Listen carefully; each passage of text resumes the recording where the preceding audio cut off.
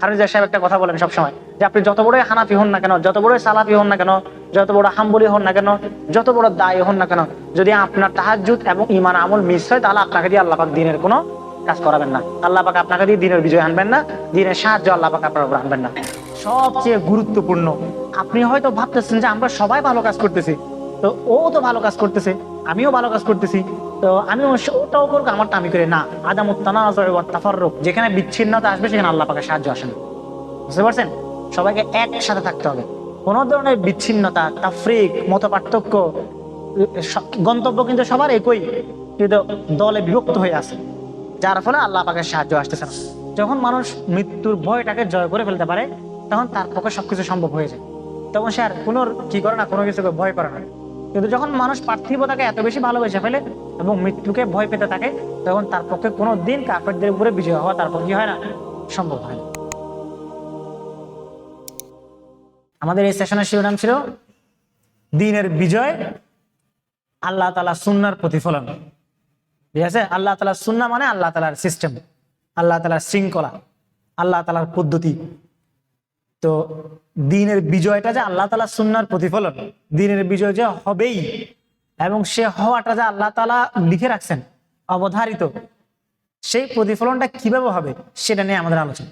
তো প্রথমে আমরা বুঝি যে এই যে আল্লাহ তাআলার দ্বীনের বিজয়, এটার সাথে দুইটা বিষয়ের সম্পর্ক আছে।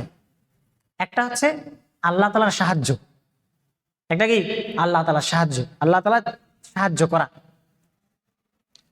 আরেকটা হচ্ছে সুন্নাতুত তামকিন, সুন্নাতুল ইস্তিখলাফ। আরেকটা হচ্ছে আল্লাহ তাআলা নেতৃত্ব প্রদান করা, আল্লাহ তাআলা জমিনের মধ্যে তার দ্বীনকে বিজয়ী রূপে প্রতিষ্ঠিত করা। দুইটাই কাদের মধ্যে দিয়ে হবে? তার বান্দাদের মধ্যে দিয়ে যেতে হবে, তার বান্দাদের মধ্য দিয়ে আল্লাহ তাআলা করবেন। এখন এইটা করার জন্য 7 থেকে 8টা বৈশিষ্ট্য আছে, এবং সেই 7 থেকে 8টা বৈশিষ্ট্যের আরো কিছু শাখা প্রশাখা আছে। আমরা সেগুলো নিয়ে আজকে আলোচনা করব। আমি আবারও বলতেছি, আমরা এগুলো একটু নোট রাখার চেষ্টা করবো ইনশাআল্লাহ। ঠিক আছে? আচ্ছা, প্রথম বিষয় হচ্ছে 1 নম্বর বৈশিষ্ট্য, দাওয়াবিত। 1 নম্বর বৈশিষ্ট্য বা 1 নম্বর নিয়ম কানুন, সেটা কি? আল্লাহ তাআলার এই দ্বীন বিজয়ী হবেই হবে। এই দিন কোনোভাবেই পরাজিত হবে না। আল্লাহ তাআলা জমিনের মধ্যে এই দিনকে যেভাবে হোক বিজয় করবেন, করে দেখাইছেন এবং ভবিষ্যতেও করবেন। এটা হচ্ছে 1 নম্বর উসুল, 1 নম্বর মূলনীতি হচ্ছে এটাই, যে আল্লাহ তাআলা দিন বিজয়ী হবে। সুন্নাতুল্লাহিল্লাযীনা খালাউ মিন ক্বাবলু ওয়া লান তাজিদা লিসুন্নাতিল্লাহি তাবদীলা। আল্লাহ তাআলা সুন্নাহর মধ্যে কোনো কি থাকে না, পরিবর্তন থাকে না। সুতরাং দিনের বিজয় হবে, এটা আল্লাহ তাআলা সুন্নতের ভিতরেই আছে। ঠিক আছে? 2 নাম্বার কি? 2 নাম্বার হচ্ছে আল্লাহ তাআলা তার দ্বীনকে বিজয়ী হওয়ার জন্য যাদের মধ্য দিয়ে যাদেরকে সাহায্য করবেন, আমরা প্রথমে সাহায্যের ব্যাপারটা আসতেছি, যাদেরকে সাহায্য করবেন, সাহায্য পাওয়ার জন্য কিছু শর্ত আছে। এটা হচ্ছে 2 নম্বর মূলনীতি। কিছু শর্ত আছে, শর্ত যখন মিট করবে, কন্ডিশন যখন মিট করবে, তখন আপনি আউটপুটটা পাবেন। ঠিক আছে? তখন সেই শর্তগুলো কি সেটার মধ্যে আসে। প্রথম শর্ত হচ্ছে সবর করা। কি করা? সবর করা। অর্থাৎ যে কোনো বিপদ আপদে, যে কোনো দুঃখ কষ্টে, যে কোনো বিপর্যয়ে, যে কোনো বাধা প্রতিকূলতায় সবর করা এবং পালিয়ে না যাওয়া, স্কেপ না করা। বিপদ দেখলে সেটা থেকে পালিয়ে বাঁচার চেষ্টা না করে। বুঝতে পারছেন? ইসলামের উপরে, অবিচলতার উপরে, এবং হচ্ছে যে লড়াই আমরা থাকবো সে লড়াইয়ের উপরে অবিচল থাকা। দলিল কি? এবং যারা এটার উপরে থাকে, আল্লাহ তাআলা তাদেরকে কি করেন? সাহায্য করেন। সুতরাং আল্লাহ তাআলা সাহায্য পাওয়ার প্রথম শর্ত হচ্ছে কি হওয়া? এই দ্বীনের পথে অবিচল থাকা। অবিচল থাকা এবং সবর করা। ওই অবিচলতার উপরে যখন কেউ সবর করবে, আল্লাহ তাআলা তাকে সাহায্য করবেন। দলিল কোরআনের মধ্যে অসংখ্য আছে।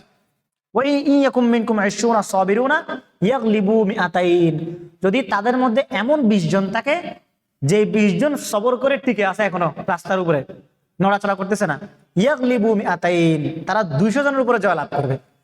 অর্থাৎ তাদের কত গুণ? 20 গুণ বেশির উপরে কি করবে? জয়লাভ করে। 20 জন 200 জনের উপরে জয়লাভ করতে পারবে, কিন্তু শর্ত কি? সবর করতে হবে। আল্লাহ তাআলা আরো বলছেন, ফাইয়াকুম মিনকুম মিআতুন সাবিরাতুন ইয়াগলিবু মিআতাইন। যদি সবর করানোওয়ালা 100 জন থাকে, তাহলে তারা কয়জনের উপরে বিজয় লাভ করবে? 200 জনের উপরে বিজয় লাভ করবে। এরপর আল্লাহ পাক দাউদ এবং জালুতের ঘটনা, তালুত এবং জালুতের ঘটনা বলতে কি বলেছেন? কাম মিন ফিআতিন কলিলাতিন গালাবাত ফিআতান কাসীরাতান বিইذনিল্লাহ ওয়াল্লাহু মা'আস সাবিরিন। এমন কত কত ছোট ছোট দল আছে যারা বড় দলের উপরে বিজয় হয়েছে, আল্লাহ তাআলা তাদেরকে বিজয় দান করছেন। আল্লাহ তাআলা কাদের সাথে থাকেন? সবর করেনওয়ালাদের সাথে থাকেন। এরপর আল্লাহ পাক নবীদের যারা অনুসারী ছিল, নবীদের অনুসারীদের বৈশিষ্ট্য বলতে গিয়ে বলছেন, মানে যাদেরকে সাহায্য করা হয়েছে, যাদেরকে বিজয় দান করা হয়েছে, তাদের ব্যাপারে আল্লাহ তাআলা কি বলছেন? ওয়াকাইয়্যিম মিন নাবিয়্যিন ক্বাতালা মা'হুর বিয়ুনা কাসীর।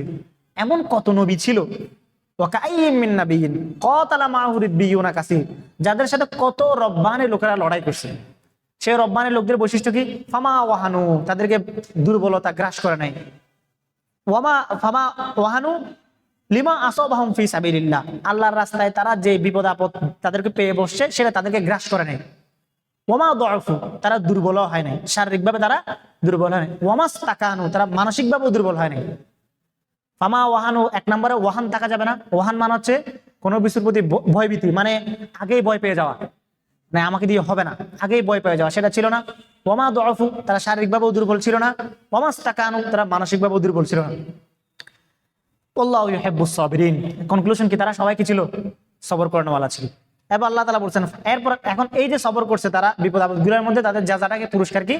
ফাআতাহুমুল্লাহু সাওয়াবাদ দুনিয়া ওয়া হুসনা সাওয়াবিল আখিরাহ, যে প্রথম হচ্ছে আল্লাহ পাক তাদেরকে দুনিয়ার জীবনে সওয়াব দান করছেন। সেই দুনিয়ার জীবনের সওয়াবটা হচ্ছে নসরুল্লাহ, আল্লাহ পাক তাদেরকে সাহায্য করছেন। ওয়া হুসনা সাওয়াবিল আখিরাহ, তাদের জন্য তো আখিরাতের সওয়াবটা আছেই। তাহলে প্রথম বৈশিষ্ট্য কি? মানে দ্বিতীয় মূলনীতির প্রথম প্রকার কি? সবর করতে হবে। এরপর এই আল্লাহ সাল্লাল্লাহু আলাইহি ওয়াসাল্লাম একটা হাদিস আছে, ওয়া আলাম আন্না নাসরা মা'আস সবর, জেনে রাখো যে সাহায্য কিসের সাথে আসে? সবরের সাথে আসে। যারা সবর করে তাদের সাথে সাহায্য আসে। তো তাহলে কি বোঝা গেল? লা নাসরা বিলা সবরিন, সবর ছাড়া কি আসে না? বিজয় আসে না। এবার দুই নাম্বার বৈশিষ্ট্য ঈমান থাকতে হবে। আল্লাহ তাআলার উপরে ঈমান থাকতে হবে। যাদের ঈমানের দুর্বলতা আছে তাদেরকে আল্লাহ পাক সাহায্য করেন না। এখন এটার বাস্তবতা আমরা বুঝি যে আল্লাহ পাকের সাহায্য কেন আসতেছে না? সাহাবায়ে কেরামকে আল্লাহ পাক ফেরেশতা দিয়ে সাহায্য করছেন, আমাদের উপরে কেন সাহায্যটা আসতেছে না? আমাদের সাহায্য না থাকার কারণ হলো আমাদের সেই ঈমানের দুর্বলতা আছে, এই কারণে। অথচ আল্লাহ পাক সাহায্য পাওয়ার জন্য বড় শর্ত যুক্ত করছেন কিকে? ঈমানকে। কোরআনের মধ্যে দলিল আছে, আল্লাহ পাক বলছেন, ইন্না লানানসুরু রুসুলানা ওয়াল্লাযীনা আমানু ফিল হায়াতিদ দুনিয়া, আমি আমার রসুলদেরকে সাহায্য করেছি, অবশ্যই আমার রসুলদেরকে আমি সাহায্য করব। এবং তাদের সাথে কাদেরকে সাহায্য করবো? ওয়াল্লাযীনা আমানু, যারা কি করছে? ঈমান এনেছে, তাদেরকে আমি সাহায্য করব। ঠিক আছে। এরপর আল্লাহ পাক বলছেন, ফাআইয়াদনাল্লাযীনা আমানু আলা আদুওয়িহিম ফাসবাহু যাহিরিন, এবং আমি তাদেরকে শক্তিশালী করছি যারা কি করছে? আল্লাযীনা আমানু, যারা ঈমান আনছে। তাহলে আল্লাহ পাকের সাহায্য এবং আল্লাহ পাকের শক্তি পাওয়ার জন্য দ্বিতীয় শর্ত কি? ঈমান থাকতে হবে। ফাসবাহু যাহিরিন, তারপর তারা বিজয় হয়েছে। এরপর আল্লাহ পাক, এটা গেল দুই নাম্বার শর্ত। দ্বিতীয় মূলনীতির দুই নাম্বার শর্ত কি? প্রথমটা কি ছিল? সবর। দ্বিতীয়টা ঈমান। তিন নাম্বারটা হলো আমল সালেহ, নেক আমল করতে হবে। আল্লাহ পাক বলছেন, ওয়াদাল্লাহুল্লাযীনা আমানু ওয়া আমিলুস সালিহাত, যেটা আমরা জোহর রাগের আলোচনা বলেছিলাম। আল্লাহ পাক ওয়াদা করছেন তাদেরকে সাহায্য করবেন, তাদেরকে বিজয় দান করবেন, তাদেরকে জমিনের বুকে খেলাফত দান করবেন, তাদেরকে শাসন ব্যবস্থা ন্যস্ত করবেন। কাদেরকে? আল্লাযীনা আমানু ওয়া আমিলুস সালিহাত, নেক আমল করবে। লা ইস্তাখলিফান্নাকুম ফিল আরদ কামা ইস্তাখলাফাল্লাযীনা মিন ক্বাবলিহিম ওয়া লা ইউমাক্কিনান্না লাহুম দীনাহুমুল্লাযী ইরতাদা লাহুম ওয়া লা ইউবাদদিলান্নাহুম মিন বা'দি খাউফিহিম আমনা ইয়াবুদুনানি লা ইউশরিকুনা বি শাইআ। শর্ত কি? আল্লাহ পাকের ইবাদত করতে হবে, তার মানে নেক আমল করতে হবে। যদি কারো যদি নেক আমল না থাকে, না আল্লাহ পাকের সাহায্য সে পাবে না। হাফেজ সাহেব একটা কথা বলেন সবসময়, যে আপনি যত বড় হানাফি হন না কেন, যত বড় সালাফি হন না কেন, যত বড় হাম্বলি হন না কেন, যত বড় দায়ী হন না কেন, যদি আপনার তাহাজ্জুদ এবং ঈমান আমল মিস হয়, তাহলে আপনাকে দিয়ে আল্লাহ পাক দিনের কোনো কাজ করাবেন না। আল্লাহ পাক আপনাকে দিয়ে দিনের বিজয় আনবেন না, দিনের সাহায্য আল্লাহ পাক আপনার উপর আনবেন না। কারণ কি? আপনার আমলের মধ্যে মিসিং আছে, তাই। বুঝতে পারছেন? ফিলিস্তিনের প্রথম আন্দোলন যেটার জন্য অনেকে ফিলিস্তিন ছেড়ে পরে অন্য জায়গায় চলে আসছিলেন, তো এটা পিএলওর যোদ্ধাদের সবচেয়ে বড় সমস্যা ছিল তারা দিনের বেলা যুদ্ধ করতো, রাতের বেলা সবাই মুভি দেখতো, সিনেমা দেখতো বসে বসে। বুঝতে পারছেন? এই জন্য ফিলিস্তিনের প্রথম আন্দোলন পিএলও, যেটা ইয়াসির আরাফাতের আন্ডারে যেটা হয়েছিল যুদ্ধ, ওই যুদ্ধ সফল হয়নি। পরবর্তী এখন যারা লড়াই করতেছে তাদের মধ্যে ঈমান আমলের প্র্যাকটিসটা আছে, চর্চাটা আছে, যেটা প্রথম দিকের মধ্যে ছিল না। এটা অনেকেই বলছে ওইখান থেকে যারা চলে আসছিল। তাহলে 3 নাম্বার শর্ত হলো নেক আমল করা। 4 নাম্বার হচ্ছে আল্লাহ এবং আল্লাহ রাসূলের আনুগত্য। কিরকম আনুগত্য? যে জায়গায় আনুগত্য করতে বলা হয়েছে ওই জায়গায় কোনো ধরনের রদবদল ছাড়া, কোনো ধরনের নিজস্ব বুদ্ধি, নিজস্ব গবেষণা প্রয়োগ করা ছাড়াই কি করা?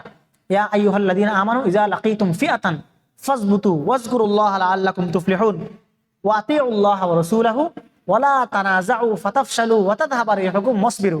যে হে ইমানদাররা, তোমরা যখন শত্রুর মুখোমুখি হবে তখন কি করো? অবিচল থাকো, আল্লাহ তাআলা বেশি জিকির করো। এরপরে কি বলা হয়েছে? ওয়াতি আল্লাহ ওয়া রাসূল, আল্লাহ এবং তার রাসূলের আনুগত্য করো। ঠিক আছে? এরপরে এই যে ব্যর্থতা, মানে বদর যুদ্ধের মধ্যে, উহুদের যুদ্ধের মধ্যে একটা বিপর্যস্ততা আসছিল না সাময়িক সময়ের জন্য? তো এটার প্রেক্ষাপট আল্লাহ তাআলা কি বলছেন? হাত্তা ইযা ফাশিলতুম ওয়া তানাযাতুম ফিল আমর ওয়া আসাইতুম মিন বাদি মা আরাকুম মা তুহিব্বুন সুম্মা সারাফাকুম আনহু লিয়াবতালিয়াকুম ওয়া লাকাদ আফা আনকুম আল্লাহু যু ফাদলিন আলাল মুমিনিন। কেন তোমরা ব্যর্থ হয়ে গিয়েছিলে? যখন তোমরা পরস্পর মতানৈক্যে লিপ্ত হয়ে পড়েছিলে, এবং ওয়া আসাইতুম মিন বাদি মা আরাকুম মা তুহিব্বুন, তোমরা অমান্য করেছিলে তোমাদের নিজেদের মতামতকে তোমরা ভালোবাসছো তাই। সুম্মা সারাফাকুম আনহু লিয়াবতালিয়াকুম, এরপর আল্লাহ তাআলা তোমাদেরকে পরীক্ষায় ফেলছেন, পরে তোমাদেরকে মাফ করে দিয়েছেন। যেমন উহুদের যুদ্ধে কি হয়েছিল? উহুদের যুদ্ধের মধ্যে মূল বাহিনীর সংখ্যা কতজন ছিল বলেন তো? মুসলমানদের বাহিনীর সংখ্যা কতজন ছিল? কতজন? এই যে সিরাত পড়েন না কেউ। উহুদের যুদ্ধের এটা বেসিক কোয়েশ্চেন, এটা কেন পারবেন না? সিরাত পড়বেন। উহুদের যুদ্ধে মুসলমানদের সংখ্যা কয়জন? 700 জন। আর কাফেরদের সংখ্যা কতজন ছিল? 1000। এই কাফেরদের সংখ্যা কতজন ছিল? 3000। আর মুসলমানদের সংখ্যা কত ছিল? 1000 জন। আপনারা আমার সাথে 700 জন বলতেছেন, নিজেরা আমাদের কনফিউজড হয়ে বসে আছেন। আমি ইচ্ছা করে 700 জন বলছি, আপনারা কেমন রেসপন্স করে দেখার জন্য। কতজন ছিল? 1000 জন। আর কাফেররা কতজন? 3000 জন। তো এই 1000 জনের মধ্য থেকে গিরিপথে, উহুদের গিরিপথে কয়জনকে দায়িত্ব দেওয়া হয়েছিল? কয়জনকে? এই যে এগুলো তো শাস্তি দেওয়া দরকার। কয়জনকে? কয়জন? 70 জন না, কয়জন? 50 জন। নেতৃত্বে কে ছিলেন? আব্দুল্লাহ ইবনে জুবাইর রাদিয়াল্লাহু তাআলা আনহু। ঠিক আছে? এবং তাহলে এরপরে যুদ্ধ যখন রাসূল সাল্লাল্লাহু আলাইহি ওয়াসাল্লাম তাদেরকে কি বলছিলেন? কোনোভাবে এই জায়গা থেকে তোমরা নড়াচড়া করবে না, এমনকি যদি দেখো আমরা সবাই মারা গেছি এবং পাখি এসে, শকুন এসে আমাদের গায়ে থেকে মাংস টুকরে টুকরে নিয়ে যাচ্ছে, তারপরে তোমরা এখান থেকে নড়বে না। কি কঠিন আদেশ, যেখান থেকে নড়া যাবে না, কারণ এটা সবচেয়ে রিস্কি জোন। এদিক থেকে যে কোনো সময় শত্রুর পিছন থেকে হামলা করার আশঙ্কা আছে, তোমরা এই জায়গা থেকে নড়বে না, তোমাদের নড়ার অনুমতি নেই। তো যখন যুদ্ধ হয়ে গেছে, সবাই যখন গনিমত নেওয়া শুরু করছে, আত্মা ইরা ফাসিল তুম্মতানা, তখন তারা কি করছেন? তারা নিজেরা ইজতিহাদ করা শুরু করছেন।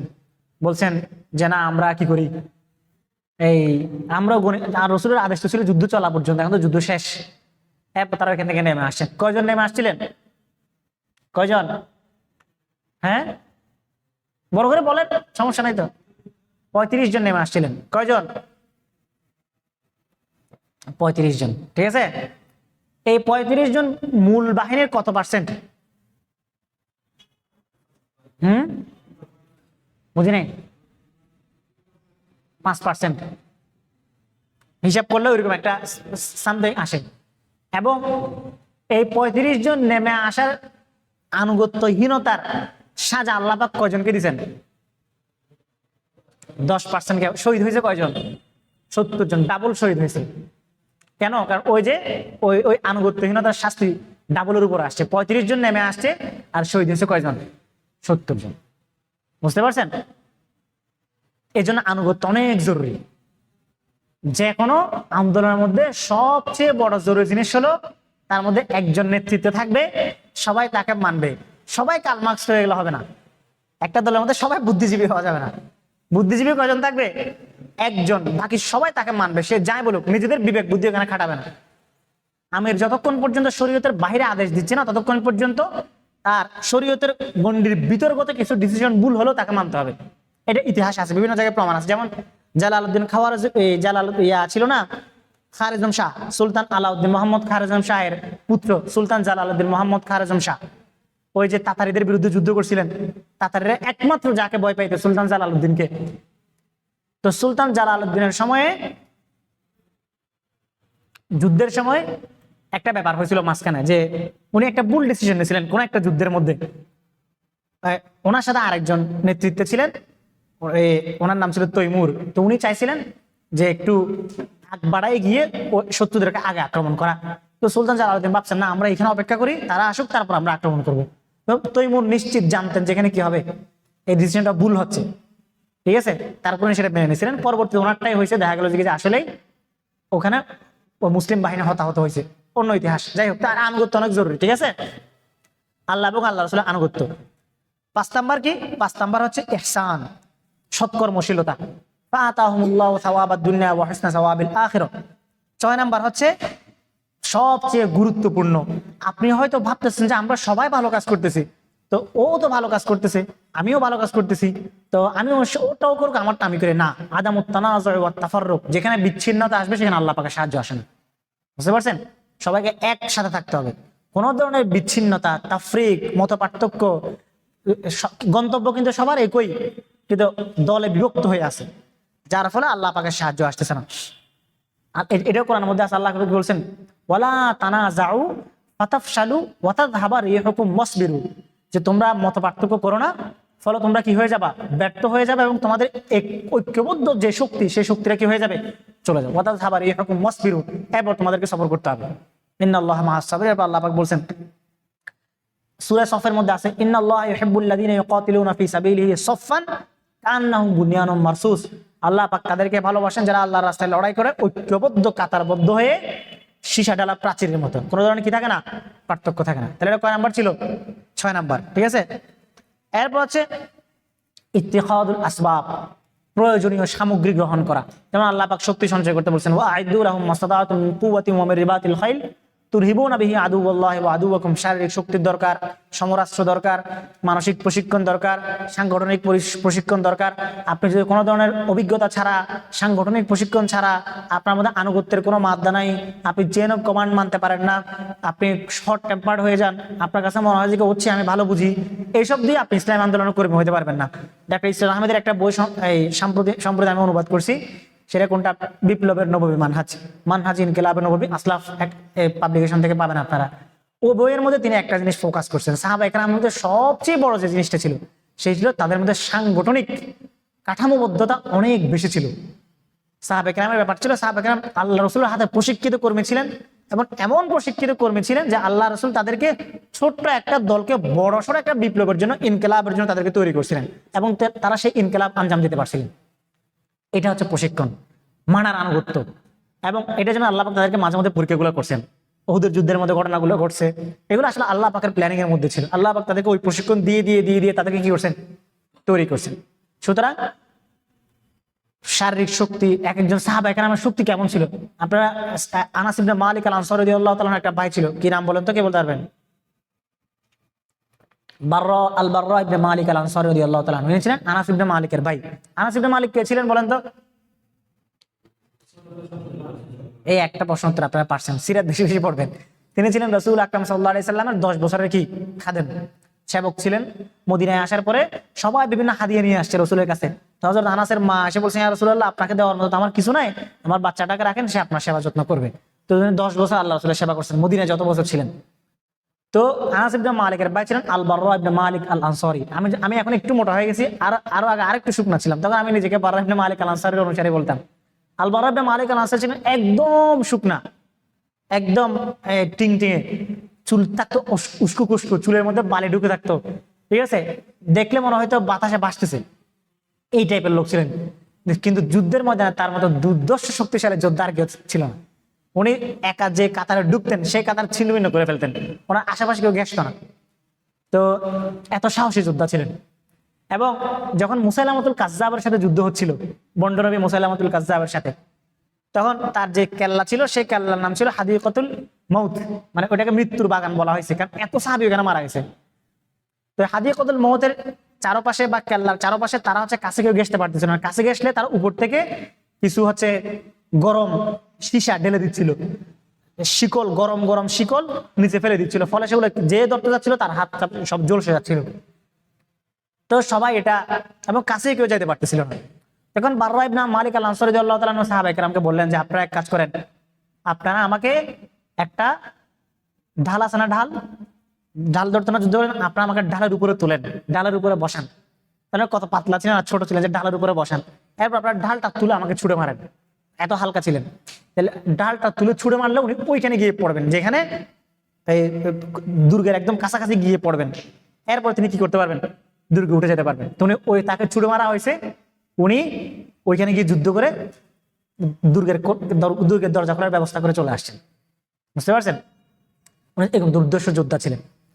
তো যেটা বলতেছিলাম, তারা তৈরি হয়েছেন। রাসূল আকরাম সাল্লাল্লাহু আলাইহি সাল্লাম তাদেরকে জিহাদের প্রশিক্ষণ দিয়েছেন, তাদেরকে সাংগঠনিক প্রশিক্ষণ দিয়েছেন, তাদেরকে হচ্ছে তাজকিয়াতুন নফসের প্রশিক্ষণ দিচ্ছেন। আজকাল দেখবেন হচ্ছে এই যারা হচ্ছে কি যে ইসলামের মৌলিক একটা বিধান জিহাদ ফি সাবিলিল্লাহ, কিতাল ফি সাবিলিল্লাহ কে অস্বীকার করতে চায় বা সেটাকে বিভিন্নভাবে মডিফাই করতে চায়, তারা একটা কথা বলে যে রাসূল বলছেন যে নফসের জিহাদ সবচেয়ে বড় জিহাদ বলছে, ঠিক আছে। কিন্তু রাসূল যে নফসের জিহাদ বড় জিহাদ বলছে কখন বলছে? বলে ধরে কখন বলছে? যে একটা হাদিস বলা হয় না যে আমরা বড় জিহাদ থেকে ছোট জিহাদে ছোট জিহাদ থেকে বড় জিহাদে ফিরে আসলাম, রাজানা মিনাল জিহাদিল আসগরি ইলাল জিহাদিল আকবার, আমরা ছোট জিহাদ থেকে বড় জিহাদের দিকে ফিরে আসলাম। এটা কখন বলছেন? বুদুর, হ্যাঁ, যুদ্ধ শেষ করে ফিরে আসার পরে বলছেন যে আমরা ছোট জিহাদ থেকে বড় জিহাদে ফিরে আসছি। আগে যুদ্ধ করে ফেলছেন, তারপরে সাহাবায়ে কেরামের মানসিক প্রশিক্ষণের জন্য বলছেন আমরা যুদ্ধ শেষ করে ফেরত আসছি, এখন বড় জিহাদ। এখন আমাদের যে মনের মধ্যে যেন অহংকার না আসে, তাই আমাদেরকে আত্মিক প্রশিক্ষণ দরকার। আর যারা এখন এটা দলিল দেয়, তারা জীবনে কোনো যুদ্ধ ধারে কাছেও যায় না, তারা এখন দলিল দেয় যে না, যে আমাদের ওই জিহাদের চেয়ে মনের জিহাদ বড় বেশি, ঠিক আছে। তাহলে ইত্তেখাজুল আসবাব এটা কয় নাম্বার কারণ ছিল? 7 নাম্বার কারণ।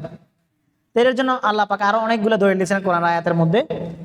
এরপর হচ্ছে এটা গেল 2 নাম্বার। প্রথম মূলনীতি কি ছিল? দিন কখনো পরাজিত হবে না। 2 নাম্বার মূলনীতি ছিল শর্ত লাগবে, কিছু শর্ত আছে, শর্তগুলো পূরণ করতে হবে। সেই শর্তগুলোর আওতায় 7টা শর্ত বলছি। এবার 3 নাম্বার মূলনীতি আসি। 3 নাম্বার মূলনীতি হচ্ছে যে যখন ইমানদারদের মধ্যে, মুমিনদের মধ্যে পরাজয়ের লক্ষণ দেখা যায়, বিপর্যস্ত অবস্থা দেখা যায়, স্বাভাবিক এখন যেরকম দেখা যাচ্ছে, বা উহুদের যুদ্ধে বিপর্যয় অবস্থা দেখা গেছে, অথবা পরবর্তীতে মুসলমানদের বিভিন্ন সময় বিপর্যয় অবস্থা দেখা গেছে না, যেগুলো দিয়ে কাফাররা বলে বা নাস্তিকরা বলে যে নবী যদি এতই সত্য হইতেন তাহলে উহুদের যুদ্ধের মধ্যে এতগুলা মানুষ মারা গেল না, বলে না। তো এই যে পরাজয়ের মূল তথ্যটা বুঝা, এই পরাজয়ের দুইটা দিক হইতে পারে। 1 নাম্বার দিক সেটা হচ্ছে এই বিপর্যয়টা আল্লাহ তাআলার একটা সুন্নাহ কি দিনকে বিজয় করা। আল্লাহ পাকের আরেকটা সুন্নাহ আছে, সেই সুন্নাহটা হলো মুমিনদেরকে আল্লাহ পাক পরীক্ষা করেন, সুন্নাতুল ইবতিলা যেটাকে বলে। তাহলে একটা সুন্নাহ আল্লাহ পাক একটা সুন্নাহকে বাস্তবায়ন করার জন্য অপর আরেকটা সুন্নাহকে টেনে নিয়ে আসেন। অর্থাৎ মুসলমানদের বিপর্যস্ত অবস্থাটা মূলত কি? আল্লাহ পাকের সুন্নাতুল ইবতিলা, মুসলমানদেরকে পরীক্ষা করার জন্য আনেন। এটা পরাজয় না, এটা কি বিপর্যস্ত অবস্থা বলা হয়। এটা হচ্ছে 1 নাম্বার দিক। 2 নাম্বার ব্যাপার হচ্ছে মুসলমানদের বিপর্যস্ত অবস্থার কারণ হলো হয়তো সে সাহায্য পাওয়ার, আল্লাহ পাকের সাহায্য পাওয়ার যে শর্তগুলো আছে, সেই শর্তগুলোর কোনো একটা শর্ত থেকে সে মিসিং আছে। 7টা শর্ত আছে না, সেই 7টা শর্ত থেকে কোনো একটা শর্ত সে পরিপূর্ণ করতে পারে নাই, এই জন্য বিপর্যস্ত অবস্থায় আসছে। যেমন এটা আমরা যেটা পড়ছি শুরুতে, ওয়ালাকাদ সাদাকাকুমুল্লাহু ওয়া'দাহু ইস্তাহসুনাহুম বিইজনি হাত্তা ইযা ফাশিলতুম ওয়া তানাযা'তুম ফিল আমরি ওয়া আসাইতুম মিন বাদি মা আরাকুম মা তুহিব্বুন মিনকুম মান ইউরিদুদ দুনিয়া ওয়া মিনকুম মান ইউরিদুল আখিরাহ। তোমাদের মধ্যে কেউ দুনিয়া চাইছিল, অর্থাৎ গনিমতের মাল, উহুদের যুদ্ধের মধ্যে তাড়াতাড়ি তালাশ করাটা চাইছিল, আবার তোমাদের মধ্যে কেউ আখিরাত চাইছিল। সুম্মা সারাফাকুম আন লিয়াবতালিয়াকুম, এরপর আল্লাহ পাক তোমাদেরকে পরীক্ষা করছেন। তাহলে সুন্নাতুল ইবতিলা, বুঝতে পারছেন এটা। এরপরে আরেকটা দিক হচ্ছে, এবার আরেকটা দিক হচ্ছে যেটাকে আসলে পরাজয় মনে করা হচ্ছে, এটা আসলে পরাজয় না, বরং এক দৃষ্টিতে সেটা পরাজয় মনে হলেও এটা আসলে অপর দৃষ্টিতে আল্লাহ পাক তাদেরকে চূড়ান্ত বিজয়ের জন্য প্রস্তুত করতেছেন।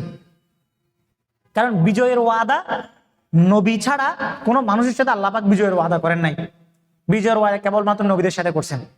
তো এই জন্য যখন দেখা যাবে বিপর্যস্ত অবস্থা, তখন মূলত আল্লাহ পাক যেটাকে আমরা পরাজয় মনে করতেছি সেটা আসলে পরাজয় না, বরং আল্লাহ পাক সেটাকে অন্য একটা বিজয়ের সংবাদ হিসেবে আমাদের সামনে উপস্থাপন করতেছেন, যেটা আমরা বুঝতে পারতেছি না। এটা গেল 3 নাম্বার মূলনীতি। 4 নাম্বার মূলনীতি আসি। আবার 4 নাম্বার মূলনীতি হচ্ছে আল্লাহ পাকের সাহায্যের কিছু ধরন আছে, আল্লাহ পাকের সাহায্যের কিছু চিত্র আছে। সেই চিত্রগুলো কি কি? 1 নাম্বার চিত্র হচ্ছে, এখন সাহায্য মানে আল্লাহ পাকের সাহায্য মানে কি এটাই যে আল্লাহ পাক যুদ্ধে আপনাকে শুধু বিজয় দান করলে আপনি বিজয়ী হয়েছেন। আপনি যুদ্ধের মধ্যে কাফেরদের বিরুদ্ধে জয়লাভ করাটাই কি আল্লাহ পাকের সাহায্য? এছাড়া কি আল্লাহ পাকের কোনো সাহায্য নাই? এই জন্য আগে সাহায্যের সূরতগুলো বুঝতে হবে। সাহায্যের সূরতগুলো কি? 1 নম্বর সূরত হচ্ছে যেটা আমরা বুঝি, কাফেরদের বিপক্ষে আল্লাহ পাক বিজয় লাভ করা, সাহায্য করা। 2 নম্বর সূরত হচ্ছে আল্লাহ পাক হককে হক, বাতিলকে বাতিল হিসেবে স্পষ্ট করে দেওয়া। যদি বাহ্যিক দৃষ্টিতে মনে হবে সেটা পরাজয়। যেমন এটার জন্য সবচেয়ে বড় উদাহরণ কি? আসহাবুল উখদুদের সে বালকের ঘটনা, যে বালককে বাদশা হত্যা করার জন্য নিয়ে গেছিল এবং ওই বালক শর্ত দিয়েছিল, ওই বালককে কিছুতেই তারা মারতে পারতেছিল না। তখন ওই বালক কি বলছিল যে একটা কাজ করেন, সবাইকে একত্রিত করেন, তারপর আমাকে বিসমিল্লাহ বলে বিসমি রব্বি হাযাল গোলাম, এই বালকের রবের নামে নিক্ষেপ করছি বলে একটা তীরে আমাকে নিক্ষেপ করেন, তাহলে আমি মারা যাবো। তাহলে আপাত দৃষ্টির এটা কি? পরাজয়, ক্ষতি, বিপর্যয় অবস্থা। কিন্তু ওই একটা তীর নিক্ষেপ করার পরে ছেলেটা মারা যাওয়ার কারণে আল্লাহ পাকের দ্বীন এবং আল্লাহ পাকের বড়ত্বের প্রমাণটা ওই বিশাল মজমার মধ্যে প্রতিষ্ঠিত হয়ে গেছে। ইকামাতুল হুজ্জা, হুজ্জা কায়েম হয়ে গেছে। এই যে হুজ্জা দলিল কায়েম হয়ে যাওয়া, এটাও আল্লাহ পাকের সাহায্য। আপাত দৃষ্টিতে পরাজয় হইতে পারে, কিন্তু সেটা আসলে কিনা পরাজয় না, আল্লাহ পাকের প্রমাণ প্রতিষ্ঠিত হয়েছে। কাফেররা বুঝতে পারছে, মক্কার কাফেররা, যে মুসলমানরা উহুদের যুদ্ধে পরাজিত হওয়ার পরেও তারা এখনো পর্যন্ত তারা হতাশ হচ্ছে না, তারা আবারও যুদ্ধ করার জন্য তৈরি। আর আমরা গেলাম মদিনা দখল করার জন্য, কই আমরা তো মদিনা দখল না করে ফেরত আসতেছি। তাহলে আল্লাহ পাকের সাহায্যটা কি হয়েছে? প্রমাণিত হয়েছে আল্লাহ পাকের হুজ্জা কায়েম হওয়ার মধ্য দিয়ে, আল্লাহ পাকের বড়ত্ব কায়েম হওয়ার মধ্য দিয়ে। এটা হচ্ছে সাহায্যের 2 নম্বর চিত্র। 3 নম্বর চিত্র হচ্ছে আল্লাহ পাক সাহায্য কখনো এইভাবে করেন যে আল্লাহ পাক আপনাকে শত্রু থেকে মুক্তি দান করেন। আপনার শত্রুকে আল্লাহ পাক অন্য কোনো ভাবে ধ্বংস করে দেন, আপনাকে তার কাছে যাওয়া লাগে না, তার সাথে লড়াই করা লাগে না, তার সাথে তর্ক করা লাগে না। আল্লাহ পাক আপনার শত্রুকে অটোমেটিক্যালি কি করে দিয়েছেন? ধ্বংস করে দিয়েছেন। কিভাবে? সাইয়্যিদুনা নূহ আলাইহিস সালাতু ওয়াস সালামের শত্রুদেরকে আল্লাহ পাক বন্যা দিয়ে ধ্বংস করে দিয়েছেন। সাইয়্যিদুনা হুদ আলাইহিস সালাতু ওয়াস সালামের শত্রুদেরকে আল্লাহ পাক ভূমিকম্প দিয়ে ধ্বংস করে দিয়েছেন। সাইয়্যিদুনা সালেহ আলাইহিস সালাতু ওয়াস সালামের শত্রুদেরকে আল্লাহ পাক জিলজাল দিয়ে, ভূমিকম্প দিয়ে ধ্বংস করে দিয়েছেন। ঠিক আছে? সাইয়্যিদুনা লূত আলাইহিস সালামের শত্রুদেরকে আল্লাহ পাক পাথর নিক্ষেপ করে জমিন পর্যন্ত উল্টা দিয়ে ধ্বংস করে দিয়েছেন, এবং মুমিনদেরকে কাফেরদের হাত থেকে মুক্তি দান করছেন। এটাও আল্লাহ পাকের সাহায্য। বুঝতে পারছেন? অত্যাচারী শাসন আমাদের উপর থেকে দূর হয়ে গেছে, এটাও আল্লাহ পাকের সাহায্য। তো সাহায্যের একটা ধরন কি? শত্রু থেকে আল্লাহ পাক আপনাকে বিনা লড়াইয়ে মুক্তি দেওয়া, এটাও আল্লাহ পাকের সাহায্য। সাহায্যের আরেকটা সূরত হচ্ছে যে আল্লাহ পাক দ্বীনের শত্রুদেরকে তাদের যে মাকসাদ, তাদের যে ষড়যন্ত্র, সেই ষড়যন্ত্রকে বাস্তবায়ন করতে দেন না। তারা অনেক চেষ্টার পরও সেই ষড়যন্ত্রকে বাস্তবায়ন করতে পারে না। রাসূল আকরাম সাল্লাল্লাহু আলাইহি ওয়াসাল্লামকে কাফেররা কি করতে চাইছিল? মক্কার মধ্যে হত্যা করতে চাইছিল, ঘিরে ফেলছিল রাতের বেলা। আল্লাহ পাক আল্লাহ রাসূল সাল্লাল্লাহু আলাইহি ওয়াসাল্লামকে হেফাজত করছেন, তাদের ষড়যন্ত্র থেকে হেফাজত করছেন। ওয়া মাকারু মাকরান ওয়া মাকারনা মাকরান, আল্লাহ পাক বলছেন তারাও ষড়যন্ত্র করছে, আমিও তাদের বিরুদ্ধে ষড়যন্ত্রের জন্য জবাব রেডি রাখছি, তারা কিছু করতে পারে না। ঠিক আছে? এটা গেল একটা। এরপর আরেকটা হচ্ছে যে আল্লাহ পাক তার দ্বীনকে, তার কালিমাকে তার জমিনের মধ্যে বুলন্দ করেন, এটাও আল্লাহ পাকের সাহায্যের একটা ধরন। সেটা লড়াই ছাড়াই হইতে পারে। যেমন আসহাবে কাহাফের ঘটনা দেখেন। আসহাবে কাহাফ কাদের কাছ থেকে বাঁচার জন্য? অত্যাচারী জালেম এবং কাফের শাসক থেকে বাঁচার জন্য তারা পালায়ে চলে গেছিল। কিন্তু তাদের কোরবানের বদৌলতে আল্লাহ পাক 300-350 বছর পরে তারা ঘুম থেকে উঠে দেখতেছে দিন কি হয়ে গেছে, বিজয়ী প্রতিষ্ঠিত হয়ে বসে আছে। বুঝতে পারছেন? এটাও আল্লাহ পাকের একটা সাহায্য। এরপর আরেকটা হচ্ছে আল্লাহ পাক দাওয়াতের রাস্তাকে প্রশস্ত করে দেন। ইযা জা নাসরুল্লাহি ওয়াল ফাতহ ওয়া রাআইতান নাস ইয়াদখুলুনা ফি দীনিল্লাহি আফওয়াজা ফাসাব্বিহ বিহামদি রাব্বিকা ওয়াস্তাগফিরহু ইন্নাহু কানা তাওয়াব। এটাও আল্লাহ পাকের চূড়ান্ত সাহায্য ছিল। মক্কা বিজয়ের সময় কি কোনো লড়াই হয়েছে, রক্তপাত হয়েছে? হয় নাই। কিন্তু দাওয়াতের রাস্তা খুলে গেছে। ইয়াদখুলুনা আফওয়াজা, তারা দ্বীনের মধ্যে দলে দলে প্রবেশ করা শুরু করছে। এটাও আল্লাহ পাকের সাহায্য। যখন দেখবেন কোনো দাওয়াতি খাতে আল্লাহ পাক আপনাকে সফল করতেছেন, আপনার কারণে মানুষ হিদায়াত পাচ্ছে কোনো লড়াই ছাড়াই, এটাও আল্লাহ পাকের একটা কি বড় সাহায্য। এরপর একটা হচ্ছে আল্লাহ পাক প্রতিশোধ নেন। যেমন বনী ইসরাইলের অনেক নবীদেরকে কারা হত্যা করছে? বনী ইসরাইলের শাসকরা হত্যা করছিল না অনেক নবীদেরকে? জাকারিয়া আলাইহিস সালামকে হত্যা করছে, ইয়াহিয়া আলাইহিস সালামকে হত্যা করছে না? তাদের হত্যার সময়কালীন সময় হয়তো কোনো কিছু দেখা যায় না, কিন্তু তাদের পরবর্তীতে আল্লাহ পাক আরেকটা দল নিয়ে তাদের উপরে প্রতিশোধ নিয়েছেন, যেটা সূরা বনী ইসরাইলের মধ্যে আছে। সুম্মা রাদাদনা লাকুমুল কাররাতা আলাইহিম ওয়া আমদাদনাকুম বিআমওয়ালিন ওয়া বানিনা ওয়া জাআলনাকুম আকসারা নাফিরা ইন আহসানতুম আহসানতুম ফালিআনফুসিকুম ওয়া ইন আসাতুম ফালাহা ফাইদা জাআ ওয়াদুল আখিরাতি লিয়াসু ওয়াজুহাকুম ওয়া লিয়াদখুলুল মাসজিদা কামা দাখালুহু আউওয়ালা মাররাতিন ওয়া লিয়ুতাব্বিরু মা আলাউ তাদবিরা। আল্লাহ পাক তাদেরকে বলেছিলেন তোমরা যদি ভালো থাকো তাহলে তোমাদের সাথে আমিও ভালো থাকবো, যদি তোমরা উল্টাপাল্টা করো তোমাদের সাথে আমিও তোমাদের সেই উল্টাপাল্টা কি দিব? জবাব দিব। আর আসা রব্বুকুম আইয়ারহামাকুম, আশা করা যায় তোমাদের রব তোমাদের উপরে কি করবেন? রহম করবেন। ওয়াইন উদ্তুম উদনা, যদি তোমরা আবার উল্টাপাল্টা করো, আবার যদি সে আগের ঝামেলা করো, তাহলে আমিও তোমাদের উপরে আবার সে আযাব চাপিয়ে দিব। বুঝতে পারছেন? এটা আল্লাহ পাকের সাহায্যের ধরন। আচ্ছা,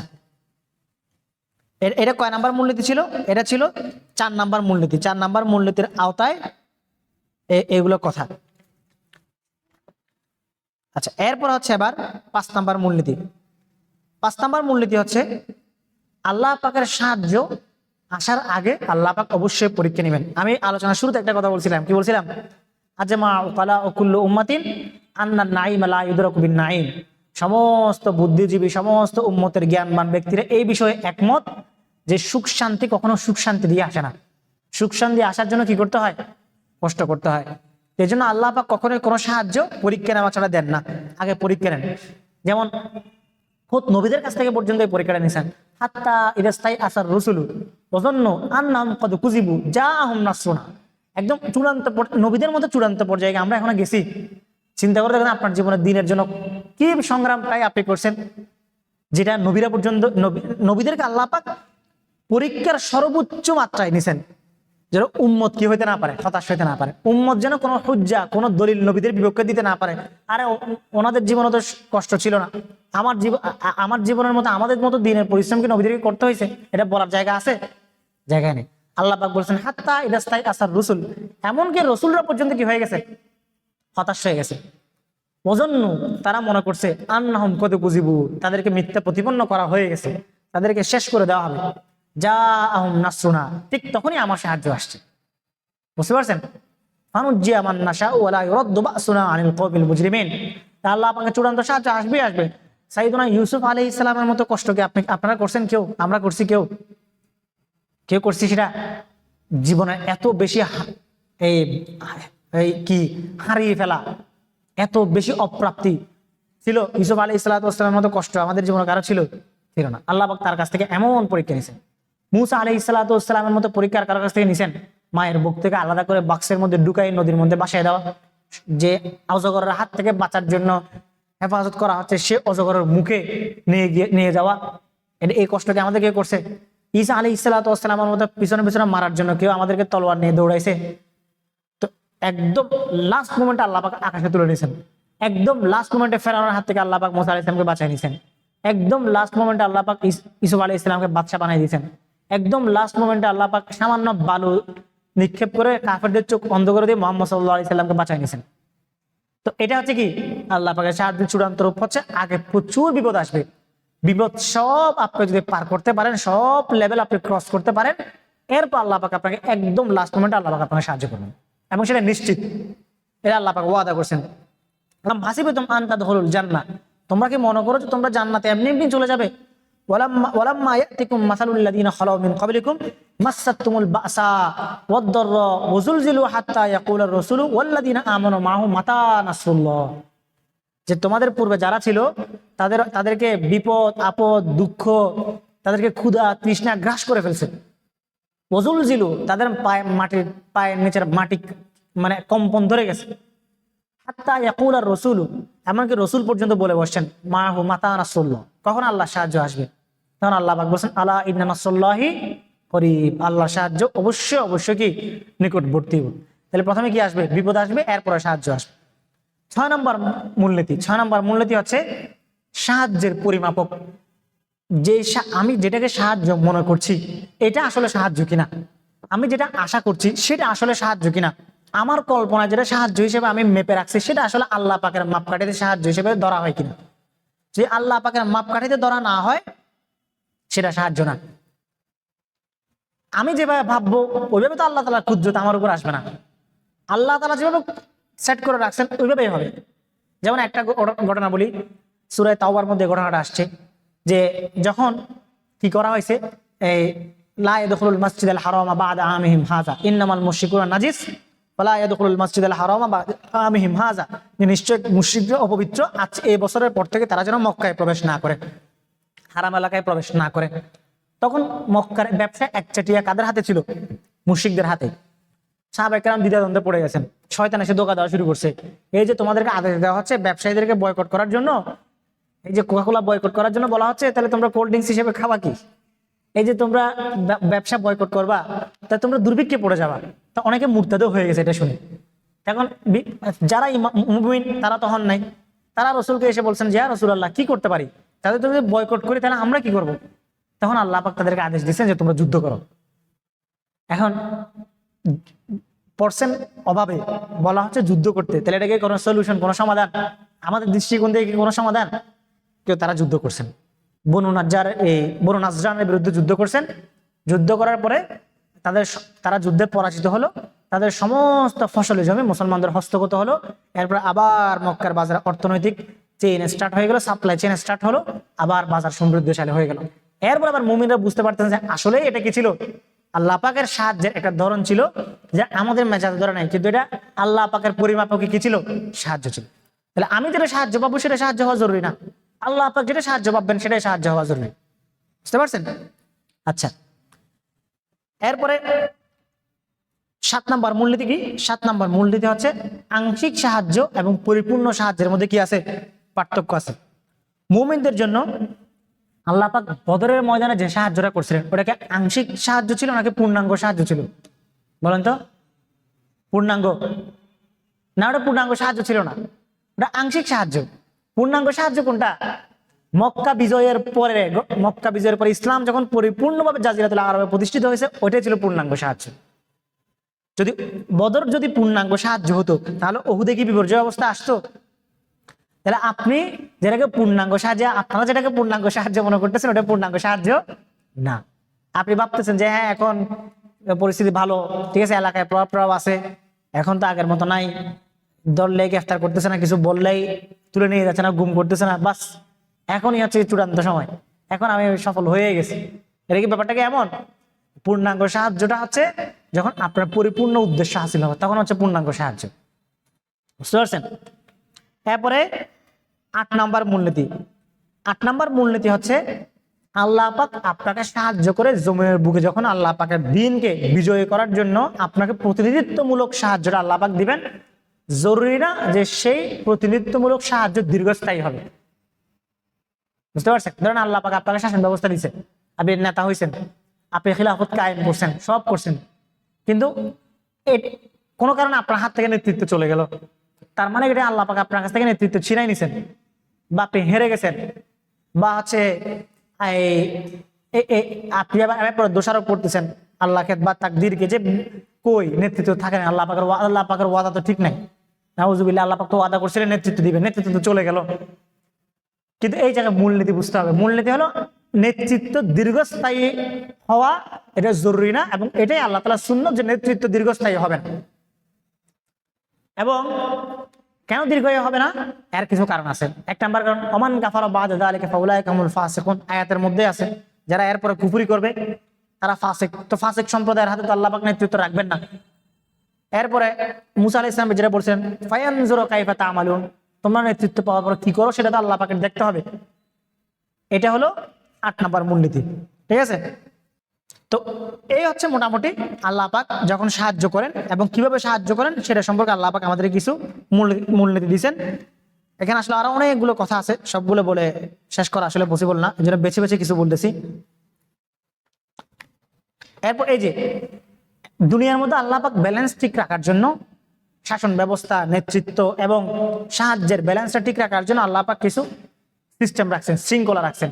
ওয়ালাউলা দাফুল্লাহিন নাস বা'দুহুম বিবা'দিন লাহুদ্দিমাস সাওয়ামিউ ওয়া বিয়া'উ ওয়া সালাওয়াতু ওয়া মাসাজিদু ইযকারু ফিহা ইসমুল্লাহি কাসীরা। যদি আল্লাহ পাক এক দলকে দিয়ে অপর দলকে প্রতিহত না করতেন তাহলে ভিতরে যা কিছু আছে দুনিয়ার মধ্যে সব ধ্বংস হয়ে যেত। এই যে সুন্নাতুল মুদাওয়ালা, সুন্নাতুল তাদাফু, হক বাতিলের মধ্যে লড়াই থাকা, এটা আল্লাহ পাকের সুন্নাহর অন্তর্ভুক্ত। তো এই হচ্ছে মোটামুটি এই 8টা মূলনীতি যদি আমরা মনে রাখতে পারি তাহলে আমরা বুঝতে পারবো যে আল্লাহ পাকের সাহায্য কিভাবে আসে। এখন কথা হচ্ছে যে এই সুন্নাহগুলো তো আমরা জানলাম, আল্লাহ পাক কিভাবে সাহায্য করেন, আল্লাহ পাক কিভাবে বিজয় দান করেন, এটা তো আমরা জানলাম, কিন্তু এগুলোর ফসলটা কি আসলে? এই যে এগুলোর ফসল কিভাবে আমরা পাবো? এই ফসলগুলোর মধ্যে 1 নাম্বার হচ্ছে, বা এগুলোর মধ্যে থেকে সামারাতটা কি বের হয়, এগুলো এই সাহায্যগুলো পাওয়ার জন্য মৌলিক কি গুণাবলী আমাদের দরকার। এর মধ্যে একটা হচ্ছে আত-তাওয়াক্কুলু আলাল্লাহ, আল্লাহ পাকের উপরে কি করা, তাওয়াক্কুল করা।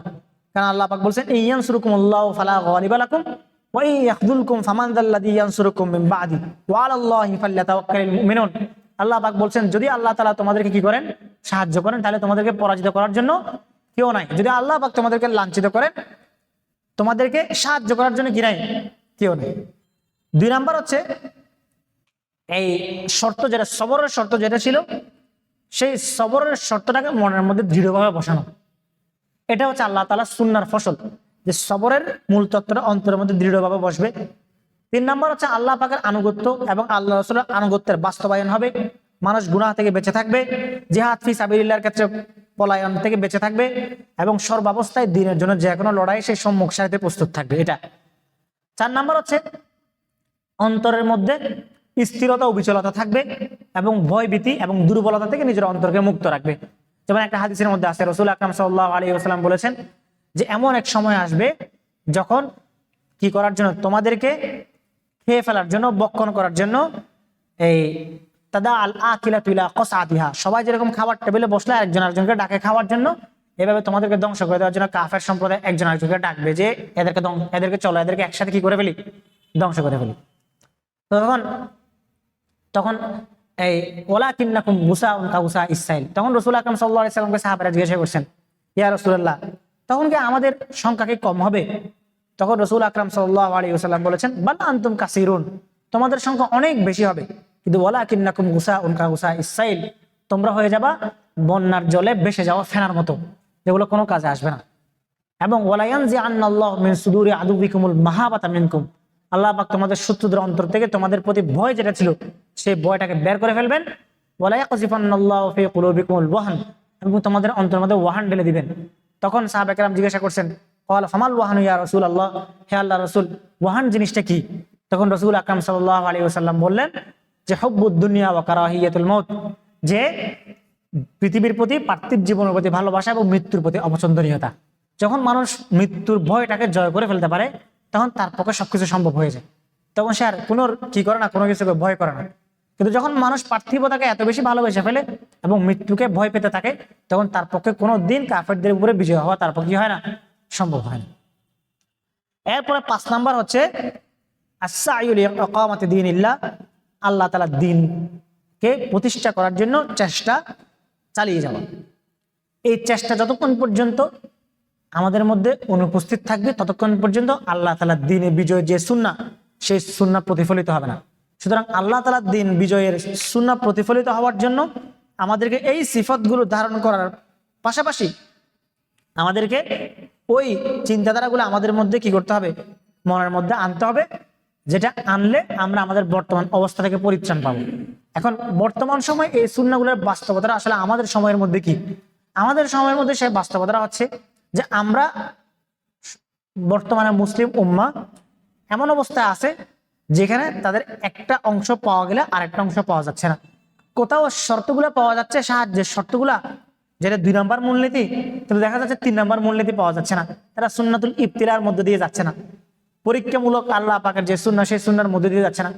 তখন আল্লাহ পাকের সুন্নাতুল ইবতিলার মধ্যে দিয়ে তারা যাচ্ছে, কিন্তু বিজয়টা বাস্তবে ইস্তিখলাফ বা নেতৃত্বের জায়গায় পরিবর্তিত হওয়ার জন্য যে গুণাবলীর প্রয়োজন, সেই গুণাবলীটা পাওয়া যাচ্ছে না। তো এইসবের কারণে মূলত ওই দ্বীনের বিজয়, আল্লাহ পাকের সাহায্যটা আমাদের পর্যন্ত বাস্তবায়িত হচ্ছে না এবং আমরা তাড়াহুড়া করতেছি। অথচ আমি যদি হাব্বাব ইবনুল আরত রাদিয়াল্লাহু তাআলার ঘটনা দেখেন, হাব্বাব ইবনুল আরত রাদিয়াল্লাহু তাআলা রাসূলের কাছে এসে বলেছিলেন যে ইয়া রাসূলুল্লাহ, আমাদের এই অবস্থা, আমাদেরকে হত্যা করা হচ্ছে, আমাদেরকে মারা হচ্ছে, আপনি কি আমাদের জন্য দোয়া করবেন না? কবে আল্লাহ তাআলা সাহায্য আসবে? আমরা তো শেষ হয়ে গেলাম, ঠিক আছে, বিপদে হতাশ হয়ে গেলাম। তখন রাসূল আকরাম সাল্লাল্লাহু আলাইহি ওয়াসাল্লাম হেলান দেওয়া ছিলেন, তিনি শোয়া থেকে উঠে বসলেন, উঠে বসে বললেন যে তোমাদের পূর্ববর্তী সময়ে এমন অবস্থা ছিল যখন কেউ দ্বীনের কথা বলতো তাদেরকে ধরে এনে মাটি পর্যন্ত, গলা পর্যন্ত গর্ত করে তাদেরকে সেখানে রাখা হতো। সুম্মা ইউতা বিল মিনশাত, তারপর করাত আনা হতো, ফায়ুদাউ আলা রাসিহি, সেই করাত তার মাথার উপর রাখা হতো। সুম্মা ইউজআলহু নিসফা, তারপর ওই জীবন্ত মানুষটাকে ওই করাত দিয়ে কি করে ফেলা হতো, দ্বিখণ্ডিত করে ফেলা হতো।